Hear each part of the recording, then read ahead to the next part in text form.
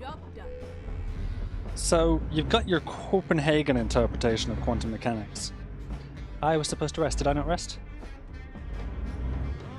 How do I make this mistake? Shit. Hang on a second. Can I rest here?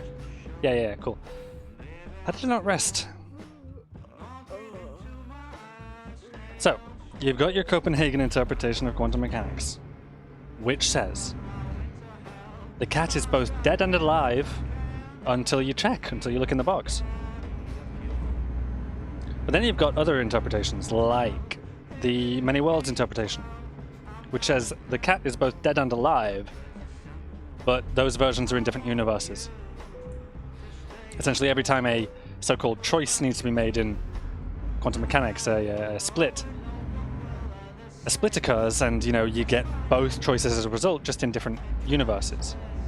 Because quantum mechanics is all about the probability of events. And so, if it's a 50-50 shot, like the cat is either dead or alive, you get a split of, two universes. One where the cat is dead and one where the cat is alive. But in both universes, the box is always real and the cat is always real. Which differs from the Copenhagen, where the box and cat, the cat inside the box is in a wave function of both states.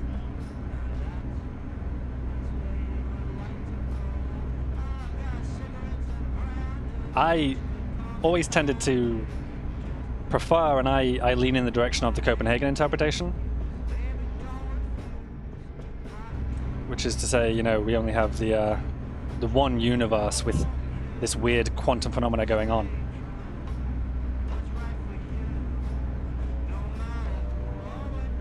Oh, of course I forgot to sleep on the last episode. I was checking what my drivers were doing. Yeah, I know. Fortunately, you don't get headlight usage offenses for having your high beams on, so I just don't care anymore about the oncoming traffic flashing me. Beyond your Copenhagen and your Many Worlds interpretations of quantum mechanics, there are others. There's something called pilot wave theory, which attempts to force realism back into the more sort of Copenhagen interpretation that says there's one universe. By saying, okay, so we've got these weird probabilities, right? Where everything's a probability wave, and it looks as though you've got quantum superposition of two states. Well, what if instead we had this pilot wave? The probability wave is the pilot wave, and the particle itself, the actual object, does fall on that probability wave when you check it, but that's because it was always riding that wave.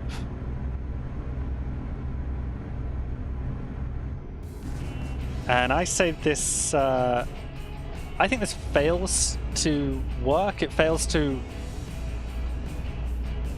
force realism back into quantum mechanics, because I can't think how that works for the double slit experiment. You got your double slit experiment, which say you've got a light source and you're firing photons at a wall, and there are two slits in the wall. For each photon, if the photon is a real object, it's a particle, it can only go through one of the it was right here, apparently. Although, looking at the sat-nav, I had numerous options. If the particle's a real object, then it can only go through one of the two slits. And you can set up detectors to detect which slit it went through. But when you do that, you don't get an interference pattern on the other side. Say you're projecting it onto a screen on the other side, you don't get an interference pattern if you know which slit all photons went through. Whereas if you don't measure which slit in the wall the photon went through, you do get an interference pattern. Even when there's just one particle, it interferes with itself. Or not the particle itself interfering with itself, but once you fired, thousands of particles through, you do get the interference pattern, so long as you don't actually do the measurements, actually know which slit they went through.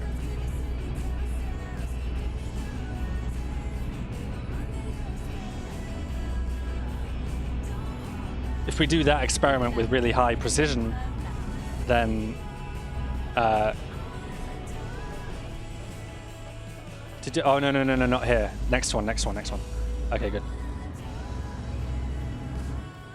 Yeah, rethinking about it now, I think Pilot Wave does fit that, because the Pilot Wave itself can go through both slits and can create the interference pattern, and the actual particle itself can still ride it and fall anywhere on the screen.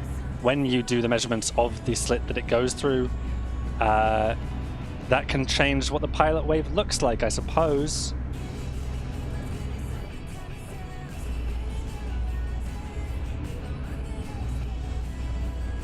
The question really is, how is that functionally different from the Copenhagen interpretation, which says, actually no, everything's a probability wave until you observe it.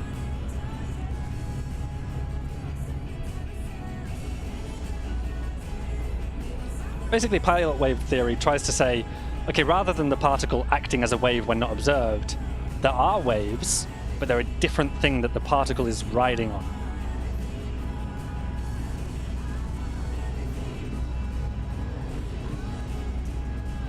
And I just think, like, it seems like trying to cling desperately onto realism, which I think we need to give up on. I think realism isn't that, well, I mean, you know, this is all purely speculation. None of this is really testable at this point in time.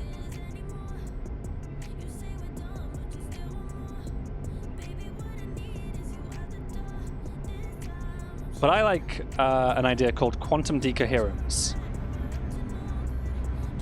which says actually, well, actually no, the particles don't exist at all. There is no realism at all. Quantum decoherence just says that whenever the quantum system, which is the wave function, whenever the wave function of one object interacts or intersects with another wave function, they decohere. And you've got two entangled wave functions now, but you know they're still wave functions. There's no particle with known properties as a result. And as more and more systems entangle into this broader decohering quantum wave function, you get larger and larger systems, and these systems can start to have interpretations of themselves, right? So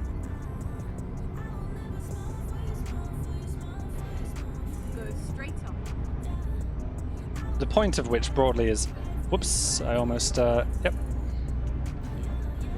The point of which broadly is that we are part of such a system. The entire universe is, you know, just full of wave functions intersecting and forming larger and larger probability functions, essentially. So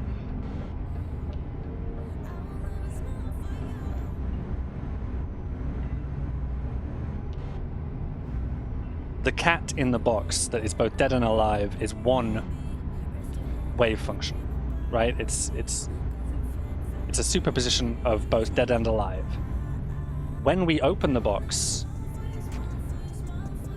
we create new scenarios, we create new probabilities. Either there's now a new system where we have observed inside the box and found a living cat, or we have observed inside the box and found a dead cat. And so there's this new probability. And then when we tell a friend, for example in the Wigner's friend thought experiment, they become part of the wave function as well. And so forth outwards.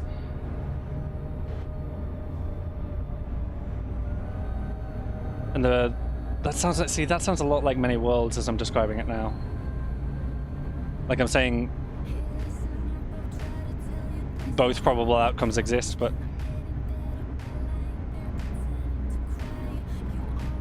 really what it is the reality isn't there.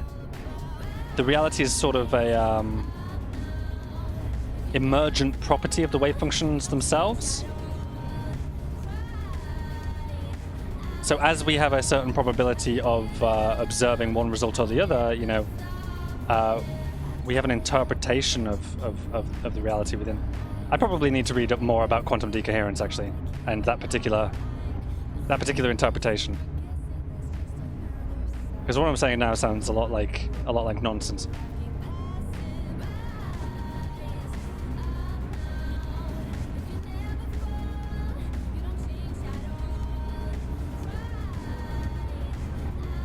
Essentially, you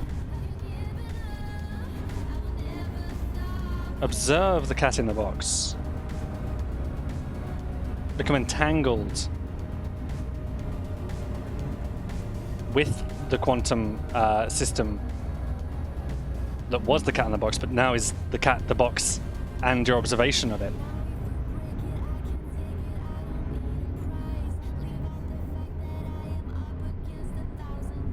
And there are numerous possible scenarios with different probabilities, like there's the cat in the box and you haven't observed it.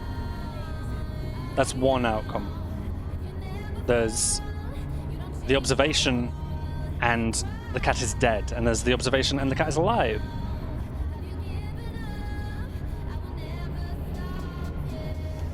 But what you perceive as reality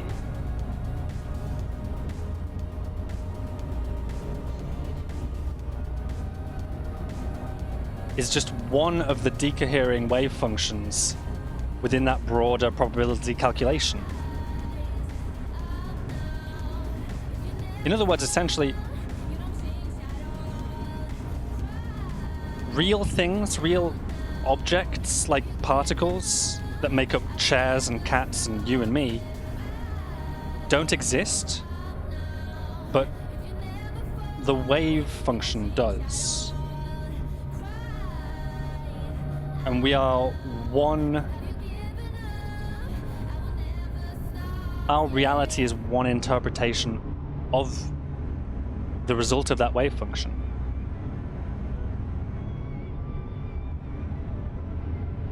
What I like about this is it gets rid of realism, right? That's not a great thing, but it Keep right and then turn right.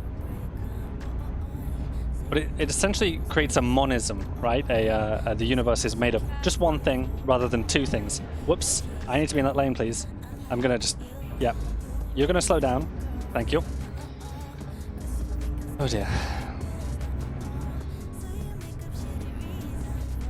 Oh, that wasn't as bad as the last time we did that mistake.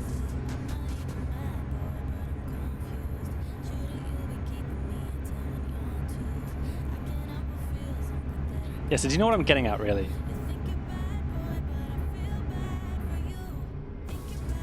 Rather than the wave function ever resolving, the entirety of objective reality as we observe it is just our place in the wave function, you know? When I look at, you know, my desk in front of me, I look at my desk and I become entangled with my desk, and we're part of a wave function of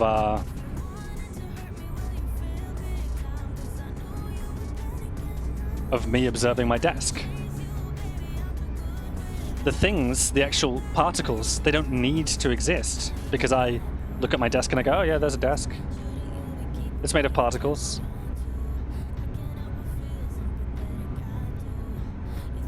But that's not necessarily reality, that's just a probable outcome of the wave function.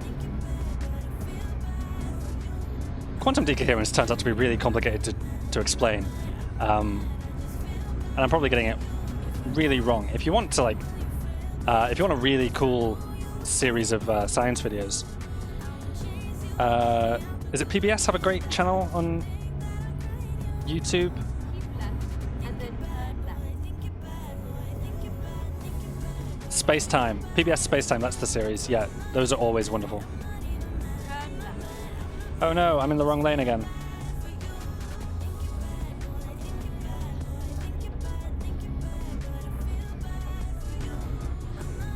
Yeah, I'll just straddle these lanes, that's totally fine.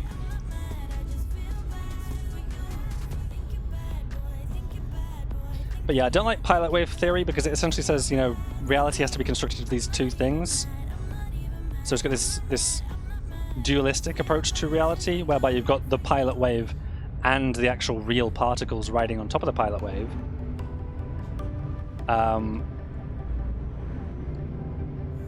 The Copenhagen interpretation is, you know, similar in that regard, in that, you know, again, it's dualism. There's two things. You've got the waves and the particles, but they're both the same thing. You just, when you're observing it, it behaves like a particle. When you're not, it behaves like a wave, and that seems bizarre.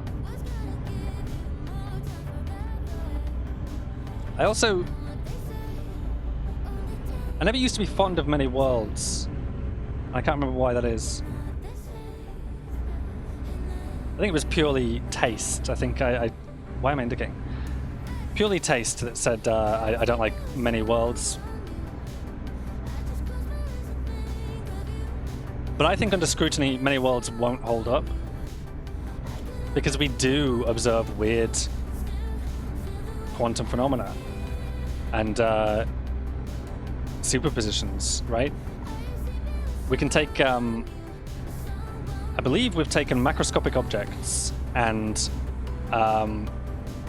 we've reduced the temperature to like almost absolute zero. And when you reduce the temperature of an object to absolute zero, it starts to behave a little weirdly. You know, you've taken all the energy out of the system, so it starts to get, it sort of develops quantum behavior, and so you can observe it in this weird superposition of states. I believe this is how superfluids work. Like, if you've ever seen like a superfluid, it's essentially a liquid in a container, you know, say it's in a glass, and you've supercooled the environment so that it's very, very cold. And what this liquid will then do under those circumstances is it'll creep up the side of the glass and spill out. It's trying to reach a lower state. You know, it's being pulled down due to gravity, right? So it's trying to reach that lower energy state where it's, you know, closer to the source of gravity. But what's weird about it is it has to climb up the side of the glass to do that. So it's going... Or is it... I forget. It might be tunneling through the bottom of the glass. But it behaves really weirdly. And the result is this really strange phenomenon. And as well as that, we've succeeded in some really basic quantum teleportation experiments where we've teleported atoms from one location to another, which is pretty interesting stuff. I'll tell you about how that works. It's not like how it works in Star Trek, say, where you could take a person and teleport their matter from one place to another. That's not how quantum teleportation works. But the result is arguably the same. I'll tell you how that works. In quantum teleportation, you're taking measurements of the atom in one place and saying, okay, I've got the quantum properties of that atom. I know exactly how to describe that atom now, and I can send that data over a wire or via satellite at the speed of light to a second location, and then those properties can be transposed onto a particle at that point in time, at that place. So we've taken the atom, copied its quantum properties, which, as a result of which, has essentially decayed the atom in that place. You know, you can't measure its quantum properties without destroying the object, in a manner of speaking. And then you transmit those properties elsewhere, where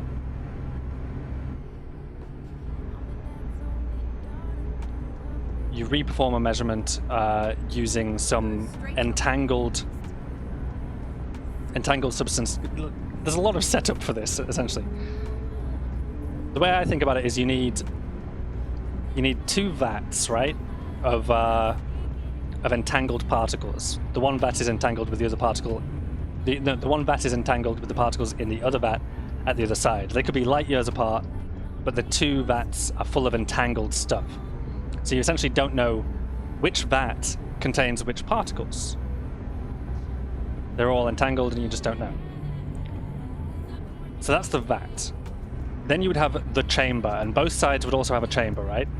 So when you step into the chamber, it starts, taking measurements of your quantum state, and as it does so, your quantum state decoheres and becomes entangled with the stuff in the vat at this side. Then the data about how to reconstruct you gets transmitted to the other location, where you are rebuilt in the chamber from entangled particles in the vat at that location. And how this all works, essentially, is that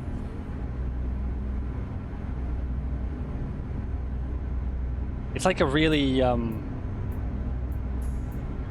really tricky game of cup and ball, where you're hiding the ball underneath a cup and mixing them up, and then asking someone to guess which one is it under. Or 3-card Monty, right? Find the queen? Yeah.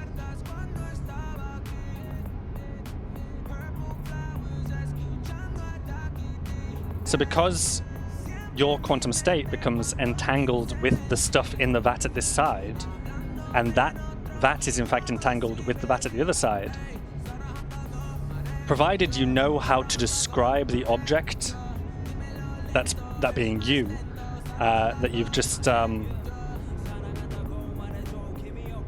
destroyed by measuring at this one side, you can reconstruct it at the other side, and it's as though it has teleported.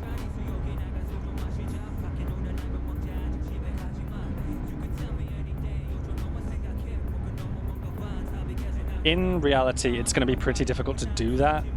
Like, we can do it with tiny, tiny particles like atoms and molecules, but you can't really measure the quantum state of every single particle in a human being. At least not with any technology that we are currently able to produce. I got pretty close to that bus before having the opportunity to overtake there. 512 miles still to go.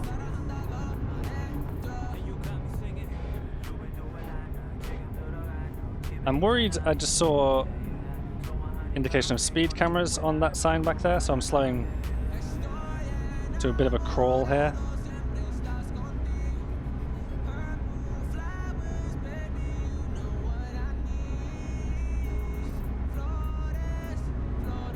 I feel like I can speed up again now.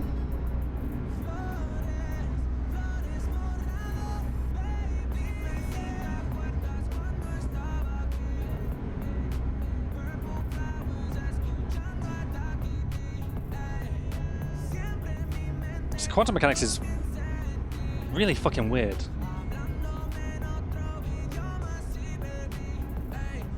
And yet it is a part of reality and a part of nature, and that's why I don't necessarily subscribe to the many worlds interpretation, right?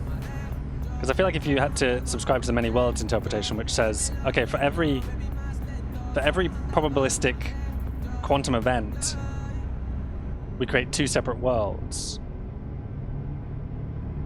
Well, then I think that a lot of systems that depend upon the quantum weirdness of reality would begin to fail.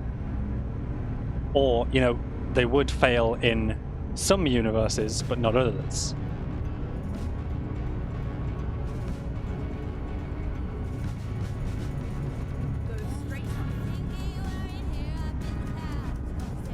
Which is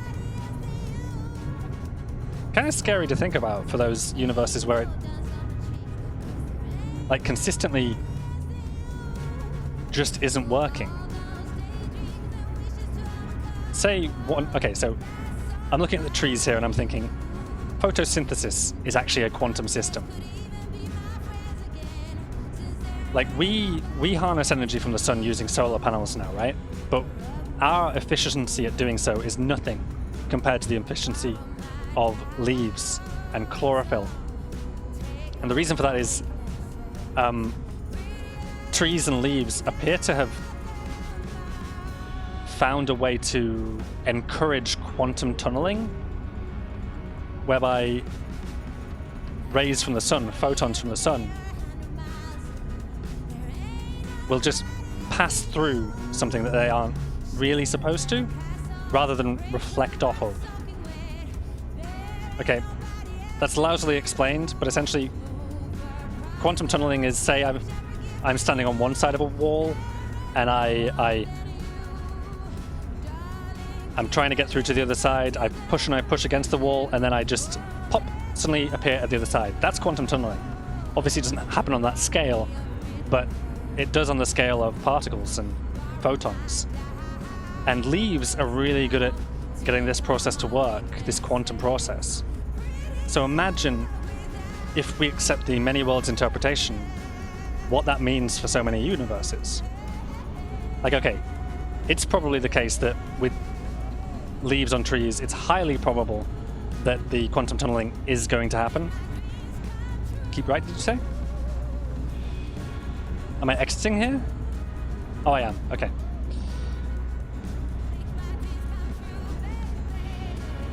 So, you know, in most universes, probably the trees keep working. And there are so many trees and leaves in the world that, of course, you know, even if one has a slight chance of failing somewhere at some point, the rest go on working anyway. But the many worlds interpretation says, you know, there is a non-zero number of universes where the trees just stopped working. And that is a horrifying thought. Where so many of the natural systems that depend on quantum mechanics just, oh yeah, the probability just wasn't in their favor. Those universes exist in the many worlds interpretation. It's like, okay, that's scary. Now, it being scary isn't reason enough to like write it off and say, okay, it doesn't exist. But I have a personal bias that I think a lot of physicists and natural scientists tend to have, where I think Einstein said it too, that science should be elegant, it should be beautiful. Now, Einstein actually was a theist, so he was a deist, so he believed in a god, but he believed that universe and God were one and the same thing, and that to know the universe was to know God. Which is a really beautiful thought, but I myself am an atheist, so I do not have such a belief in a god. But I do have a bias in my interpretation whereby I think that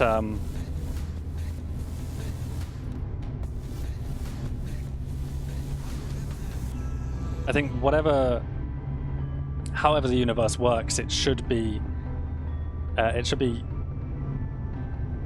functionally sound, which I know the many worlds interpretation actually is. It's just, I guess it just sits uncomfortably with me.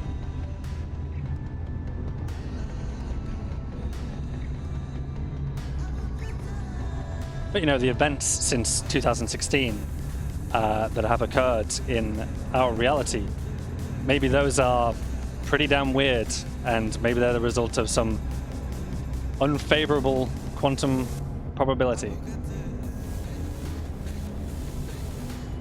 In reality, of course, the likelihood that the trees are just going to stop working is extremely fucking low. So I wouldn't worry too much about that.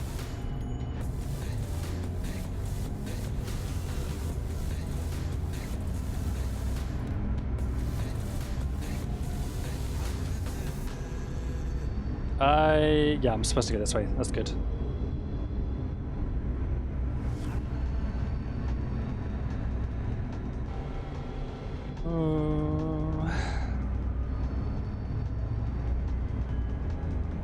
Have I got my cruise control on, by the way? Oh, I do. I do have it set at 47. Okay, or did. Oh no, I had it. I was doing 47 when I said it. Then I did have it on previously. I don't know at what speed it was.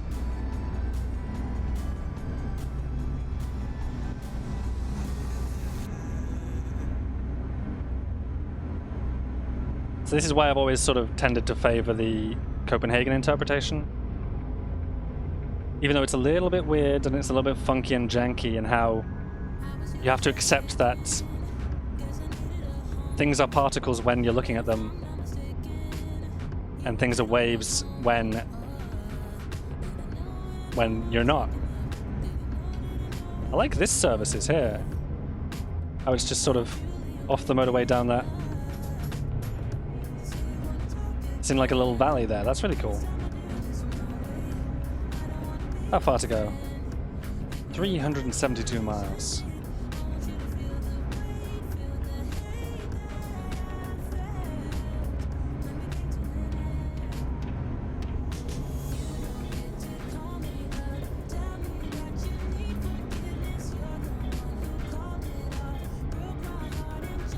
I suppose I'm saying I agree with Albert Einstein when he said famously, God does not play dice.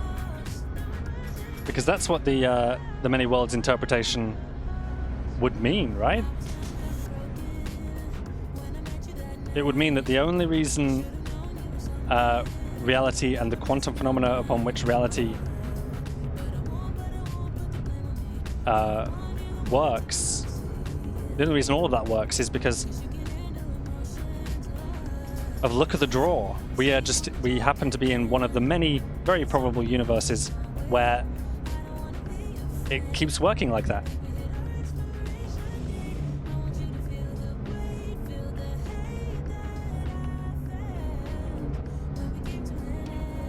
And I suppose it's easy to see now why Einstein found that thought so uncomfortable.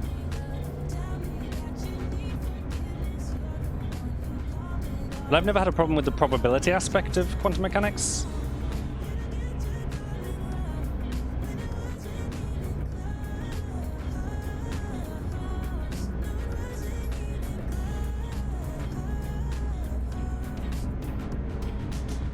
Although, if we're being honest, I suppose that's exactly what I'm saying.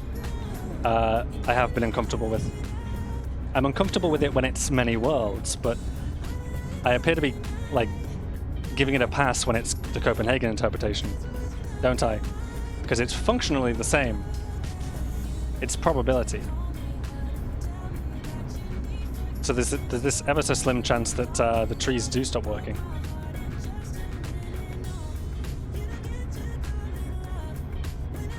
Which, okay, don't worry about that. That's not going to happen.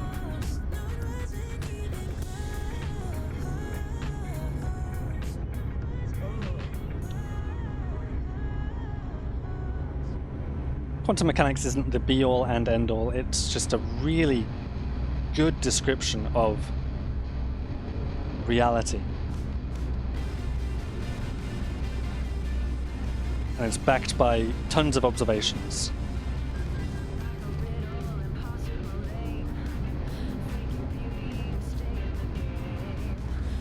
But there's likely more beneath the surface, whether that is, you know, a realistic interpretation of quantum mechanics like pilot wave theory, or whether it's, you know, many worlds, or quantum decoherence.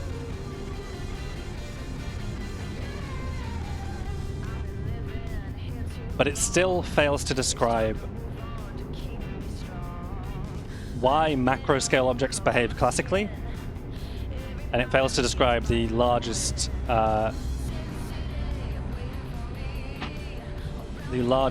objects in the universe. which is why we have efforts to come up with new theories, new theories of everything. Unified theories that combine quantum mechanics with Einstein's theory of relativity. I need to find a rest point. 303 miles to go. Theories like, string theory and I have an itchy eye. Can I stop itching my eye before I cross all these lanes? Yes. Ooh. String theory or loop quantum gravity? And I'm indicating, stop that. Keep right, and then turn right. Oh, tell me there's going to be a rest point down here somewhere. I should have been more conscious of the need for rest at some point.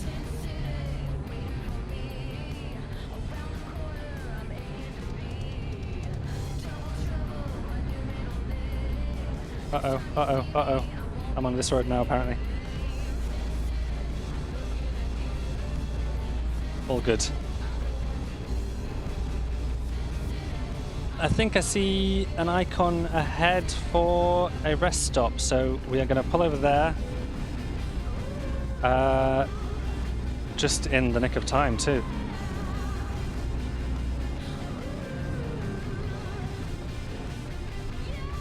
It becomes a question of, do we end it here? Find a new route. Is it trucks to the right and... Go straight on. I think it is. Always has been previously. Here's our parking point.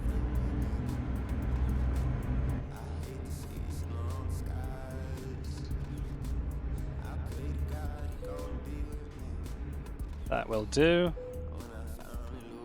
Got a solid rest done here. And I forget how far we've got to go. 14 hours remains to deliver it. We're going to manage to do that just fine. I think we have 300 miles to go. 277 miles left to go from apparently quite close to Ljubljana. I'm going to be getting that pronunciation totally wrong. But not far from Verona now. I think we'll finish that journey in the next episode. And I guess in the next episode we'll also talk about string theory and loop quantum gravity a little bit. Like, I don't know much about those in particular. The reason I mention massive objects and how quantum mechanics fails to describe massive objects, like, the orbits of planets and stars and galaxies and black holes. In particular, the reason I mention that is because of black holes, and because the way I'm familiar with both string theory and loop quantum gravity to an extent is in their sort of interpretations of black holes, and how they, within those objects, they reconcile the differences between quantum mechanics and relativity. So that's what we're going to talk about next time, I think. In the meantime, thank you for joining me for this. I've been Tom, this has been Euro Truck Simulator 2, and ta-ra.